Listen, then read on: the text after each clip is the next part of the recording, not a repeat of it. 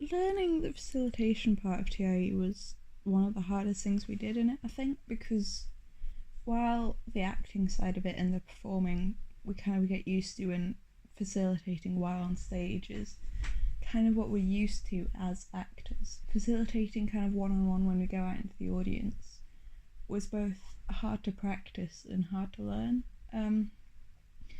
as we didn't ever practice with students until our first performance.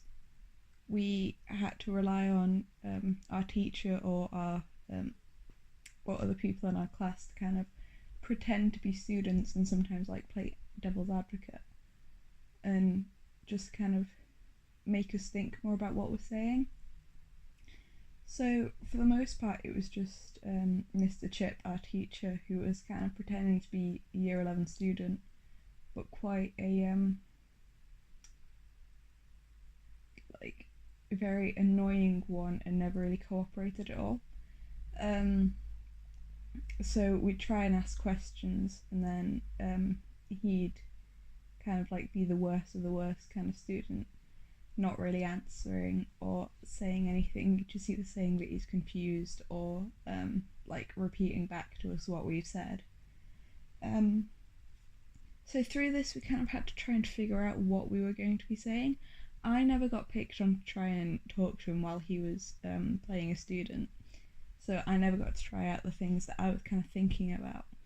But from what other people tried and what they kind of accomplished, it definitely showed to me what works. The ones that he seemed to respond to most was when you say like hello or some sort of way of greeting them rather than just going straight into it, and checking that they know what they're meant to be doing, because sometimes it can be a bit confusing, and if they've zoned out at any point they might not really understand. And not always speaking to them one-on-one if they have if you talk to a whole friendship group as well. But just learning how to do that as a whole was quite difficult. What I was thinking that I would try is being like, hi, so do you understand what's going on? Yeah, so what do you kind of think about it? That's kind of like the rough thing I was going with, adapting it depending on what we're talking about. So for the one where we're talking about the sliders, my side was focusing on ambition, and because I'm one of the fake students, I could kind of use that to my advantage as well, of half staying in character, half not, of saying, oh well, I don't really know, but I know that Joel definitely got it wrong, sort of thing, and using them to try and teach me in a way, because like when you're teaching someone else then you learn a lot more than if you were just kind of learning.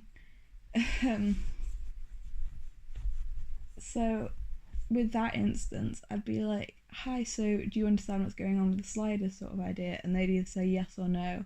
Depending on what they say, I'd then either explain it or go on or move on, and then move on to say so what do you think of ambition? Do you think it was right?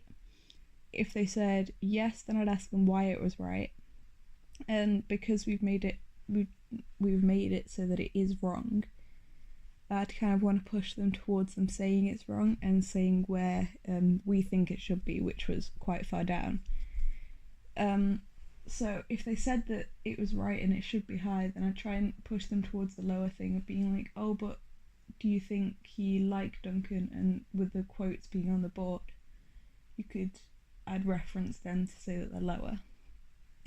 And if they say that it should be lower, then obviously I'd say, well, where do you think it should be? Why do you think it should be like that? So on and so forth. From when other people tried out similar things with Mr. Chip, it seemed to work fairly well. And I think that way you're half leading them towards the answer you want, but you're also allowing them to think without pushing them down a certain path, which allows them to properly think about it and fully engage with what we're trying to show. And also from saying, oh, why do you think about that? Are there any quotes do you think that can back it up? it allows me to gauge whether I think that they're a suitable candidate to ask to speak out at the end afterwards, which we decided that we're going to do. So, as a whole, facilitation is quite difficult, but once you've tried it a few times or seen other people try it in, like, if they get it right or if it works effectively, then you can kind of use that and adapt it and figure kind of like your own style, because as long as you're comfortable with it and know what you're talking about, you're able to lead the students to know what you want them to talk about.